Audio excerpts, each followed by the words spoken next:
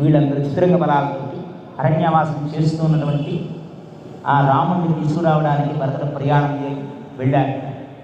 వెళుతూ మధ్యలో శృంగివేలిపురం విశాలరాజు గుడి దగ్గరికి వెళ్ళాడు. చతురంగ బలాలతో వస్తున్నాడంటే గుర్తుపెట్టుకోండి, 3 శేషాలు, గుణశేషం ఉండకూడదు. ఒక గుణశేషం, అగ్నిశేషం, శత్రుశేషం, 3 ఉండకూడదు.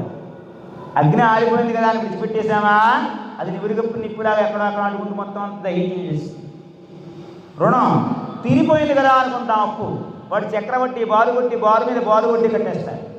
కట్టేసి మన జీవితాంతకాలం దారిపోసిన అప్పు తీర్చడం మనం వెళ్ళిపోయిన అప్పులా ఉంటుంది. రుణశేషం. రాజులకి శత్రుశేషం ఉండకూడదట. భరతుడు రాజయ్యాడు కాబట్టి వాడికి ప్రతివీరుడు ఎవరంటే రాముడే. రాముడు లేకపోతేనే రాజ్యం దొరుకుతుంది. జత రాముడిని సంహరించడం కోసం చతురంగ బలాలతో వస్తున్నాడు భరతుడు. నిషాదరాజు గూడు ఆలోచన. వాళ్ళు ఇక్కడ గుడారాలు తీసుకు కూర్చున్నారు. వాళ్ళందరూ తెలిసింది నిషాదరాజు. మత్స్యకారులు, వాళ్ళందరూ మత్స్యకారులండి. కూర్చుని సమావేశం ఏర్పాటు చేసి 500 నావలతో ఏమిటి వాళ్ళు చెబుతున్నాడు, గూడు చెబుతున్నాడు వాళ్ళందరికీ. రాముడు ఎందు అనురాగంతో ఉన్నాడా, యువతల పక్క నుంచి అవతల పక్కకి తీసుకువెళ్ళదు. లేదు వైరభావంతో ఏమన్నా కనపడుతున్నాడా, అవతలకు వెళ్ళేందుకు ఒక్కడు మిగలకూడదు అని చెప్పి వాళ్ళందరికీ ఇచ్చేసేట సింబల్స్ గుర్తు చెప్పి అప్పుడు వెళ్ళాట భరతుడు. భరతుడు ఆశ్రునైనా అనుకుంది. రాముడిని కలుసుకుని పలకరించి, నా రాముడు ఏమన్నా ఫలాలు తీసుకున్నాడా, నా రాముడు నా గురించి ఏమన్నా మాట్లాడా, దశరథ గురించి ఏమన్నా నిర్ణయించాడా, నా అపరాధ భావం గురించి రాముడు నోటంపడ ఏదన్నా మాట వచ్చిందా, ఏం జరిగింది, రాముడు ఏమన్నా మాట్లాడితే రాముడు చెప్పిన మాటలు వినాలనుంది అడిగాడు. ఇప్పుడు ఆయన చెప్పాడు, ఇక్కడే కూర్చున్నాడయ్యా, మరీ పాటు తెప్పించిన జటాజుటాలు పంచపక్ష పరమాణాలు తీస్తే వద్దన్నాడు. కందమూల ఫలాలు అవుతున్నాడు.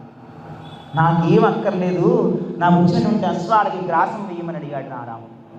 ఇక్కడే నేలపైన తులసయ్య పైన సీతాదేవితో పవడించి, లక్ష్మణుడు నేను అక్కడ కూర్చున్న కౌరులు చెప్పుకున్నాను అని చెప్పి చెబితే, నా రాముడికి నా వల్ల ఎంత కష్టం కలిగిందా, హంసతోలిగా తల్పం పైన సుఖభోగాలు అనుభవించవలసినటువంటి నా తల్లి సీతమ్మ ఈ తులసయ్య పైన పడుకుందా అని శోకిస్తుంటే భరతుడు ఆ భరతుల కళ్ళల్లో ఉన్నటువంటి ఆర్ద్రత చూశాట కూడా. మరునాడు పొద్దున్న ఇవతల పక్క నుంచి అవతల పక్కకి వెళ్ళడానికి 500 నావలు ఏర్పాటు చేశారు.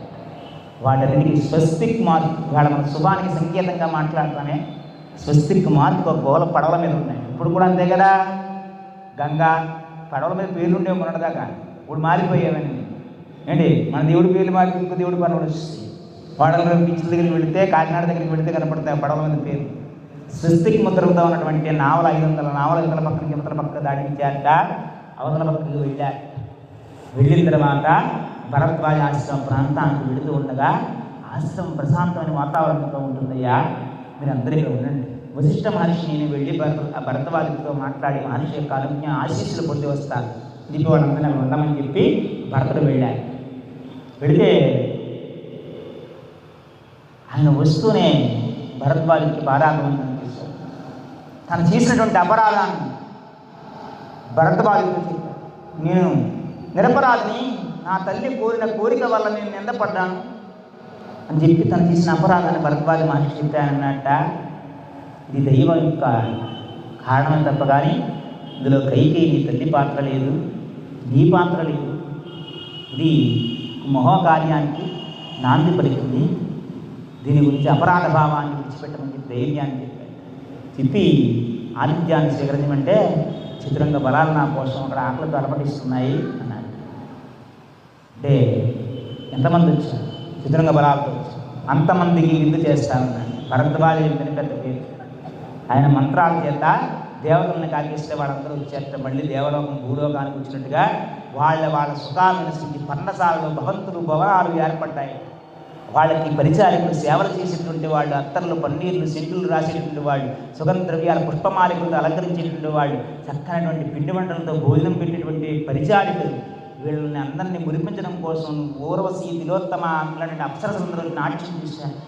ఒక్కసారిగా మహానగరం కింద మారిపోయింది. రాత్రంతా సుఖభోగాల్లో తేలేటి చిత్రంగా బలాలతో ఉన్నటువంటి ఈ సైన్యం అంతా మరునాడు తెల్లవారింది, మళ్ళీ బయలుదేరారు. ఒక కళ జరిగిపోయింది. ఆ రాత్రి భరద్వాజ విందని పేరు కాదు. ఏమండి ఎక్కడికైనా మనం వెళ్ళామనుకో, నందమూరి గురువు ఆంజనేయ స్వామి హనుమత్ జయంతి పర్వదినాన్ని వెళితే విస్తర వేసి పక్కన ఒక కవర్ ఇస్తారు.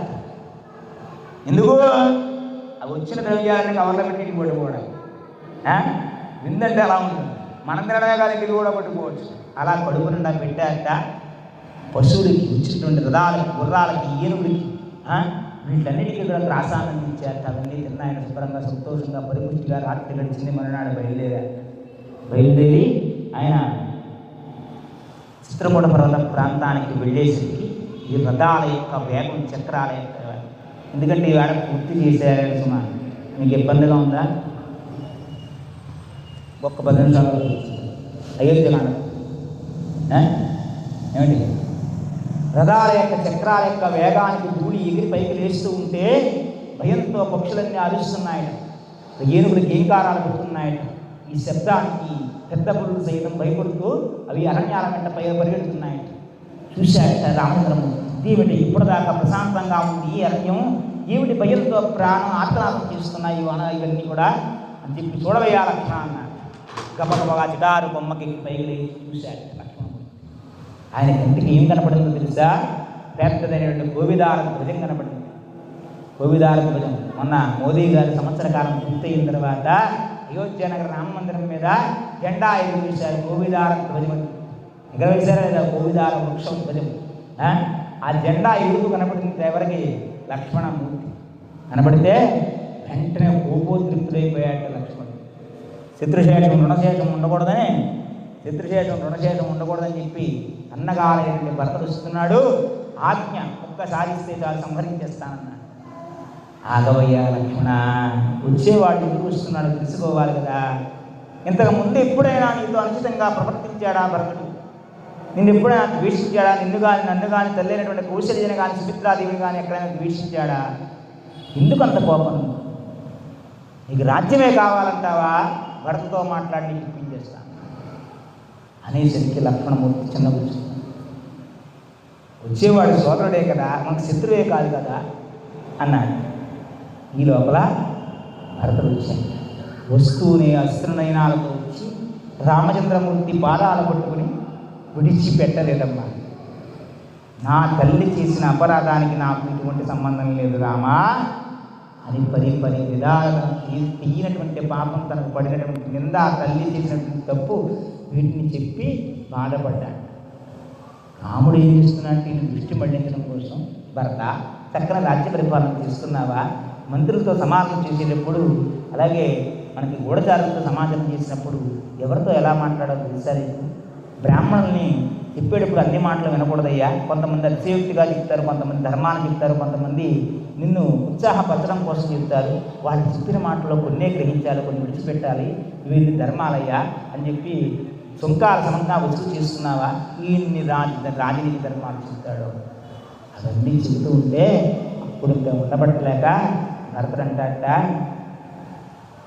నువ్వు లేనటువంటి దశరథుడు కాలగతిని పొందాడు. ఒక్కసారిగా కూలబడిపోయి ధన్యజీవుడు అయ్యా భరత, తండ్రి రుణాన్ని తీర్చుకున్నావు. దశదిన కర్మలు చేసి పితృరుణాన్ని తీర్చుకున్నటువంటి ధన్యాత్ముడు. అభాగ్యం నాకు లేదు. గుర్తుపెట్టుకోండి, కొడుకన్నవాడు చేయవలసిన ధర్మాలు జీవతో వాక్యకారణాన్ని నిత్యప్తం గురి భోజనాన్ని క్రియాపిండ ప్రధానాన్ని పుత్రస్య పుత్రత. కొడుకున్నవాడు 3 చెయ్యాలి, గుర్తుపెట్టుకోండి. ఇక్కడికి పిల్లలను తీసుకురండి అంటున్నాం. ఎందుకో తెలుసా? ఈనాటి పిల్లలకి మమకారం తప్ప, వాళ్ళకి సుఖం తప్ప కష్టం తెలియదు. వాడిని తీసుకువెళ్ళి పైన కూర్చోబెడుతున్నాం. వాడికి పని చెప్పడానికి మనం ఆలోచిస్తున్నాం. ఎవడైనా పని చెబితే వాడిని తిడుతున్నాం. తీసుకువెళ్ళి పిల్లల్ని ఏసీ గదుల్లో పెంచుతున్నాం. వాడికి కష్టం తెలియకుండా వృద్ధాప్యం వచ్చిన మనల్ని ఎలా చూస్తాడు? వాడికి కష్టం అంటే తెలియదు, తండ్రి వాత్సల్యం అంటే తెలియదు. బోర్డర్ స్కూల్లో ఆయం పెట్టిన కూడు తింటాడు. వాడికి తండ్రి ఎంత మమకారం ఏమి? కొడుకు అనేవాడు చేయవలసిన 3 ధర్మాలమ్మా. తండ్రి బ్రతికుండగా ప్రియమారా మాట్లాడాలి. తండ్రి మనస్సుకు ఆనందం కలిగేలా మాట. వేరే చెప్పిన మాట మా పెద్దవాళ్ళు చెప్తున్నాను. బ్రతికుండగా వాళ్ళకి సంతోషంగా మధురమైన పదార్థాలు పెట్టాలి. శరీరాన్ని విడిచిపెట్టారా, దశదిన కర్మ చేసి గయ్యలో పిండ ప్రదానం చేయాలి. కొడుకున్నవాడు చేయవలసిన ధర్మం. ధన్యాత్ముడు అయ్యా, పితృరుణాన్ని తీర్చుకున్నాం అని సీతాదేవికి స్త్రీ, సీత నిన్ను ఆదరించే నీ మామగారు దివికి గారు అని వెంటనే క్షణకాలం ఆలోచించకుండా కులతర్పణం చేయడం కోసం మందాకిని నది తీరానికి వెళ్ళి, వరద లక్ష్మణ ఉపవస్త్రాన్ని పట్టడం, దీక్ష తీసుకుని స్నానం చేసి వస్త్రాన్ని ధరించి దక్షిణ దిక్కుగా దర్భలకు పరిచి గారపిండి తెచ్చినటువంటి గార చెట్టు తీసిన తెలగపిండితోటి రేగుపుళ్ళు గుజ్జుతో ఉండలు తీసి దక్షిణ దిక్కుగా తిరిగి దశరథ మహారాజుకు మనఃపూర్వకంగా నమస్కారం చేసి, నేను తింటున్నటువంటి ఈ ఆహారాన్ని నీకు పిండ ప్రదానంగా చేస్తున్నానయ్యా, ఇది స్వీకరించి నన్ను అనుగ్రహించి చెప్పి పిండ ప్రదానం చేసి జలతర్పణాలు ఇచ్చి తిరిగి మళ్ళీ చిత్రకూట పర్వత ప్రాంతానికి వెళ్ళాక ఈ లోపల చిత్రంగ బలాలతో రథంలో కూర్చున్న కౌశల్య, సుమిత్ర, కైకేయి వీళ్ళందరూ నడుచుకుంటూ వస్తుంది.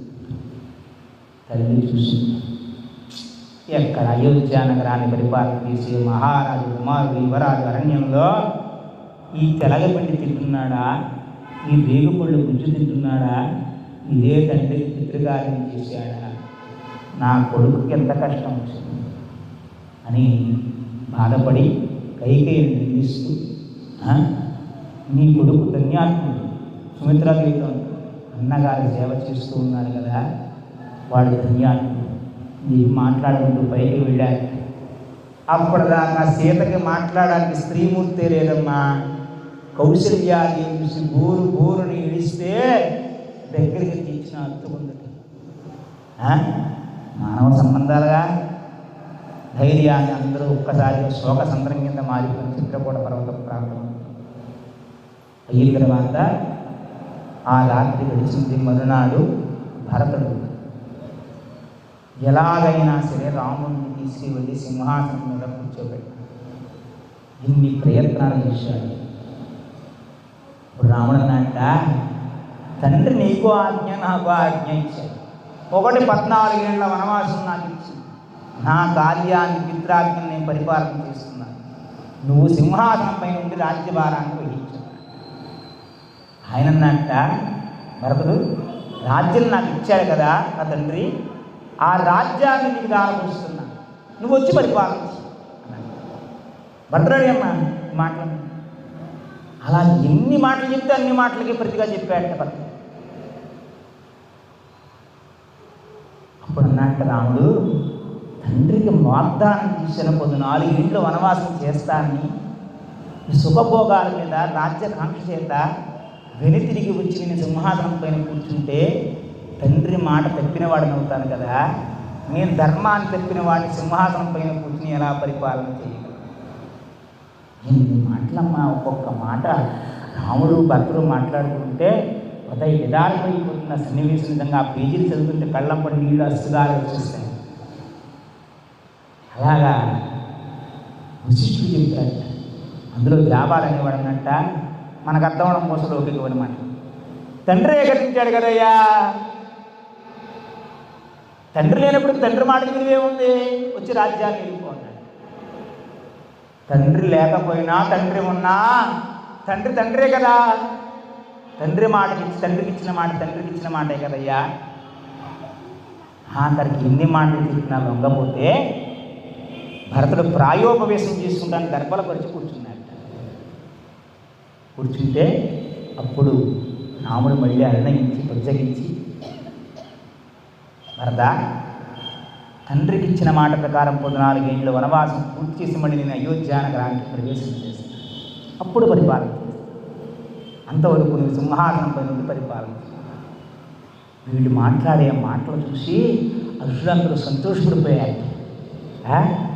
వెంటనే భరతుడు అన్నట్ట, 14 ఏళ్ళు అయిన తర్వాత చెప్పిన సమయానికి గడువుకు రాకపోతే నేను శరీర త్యాగం చేస్తానని మాట ఇచ్చింది. చూడండి ఎక్కడికక్కడ ఖండించి రాశాడు మా వాల్మీకి మహర్షి.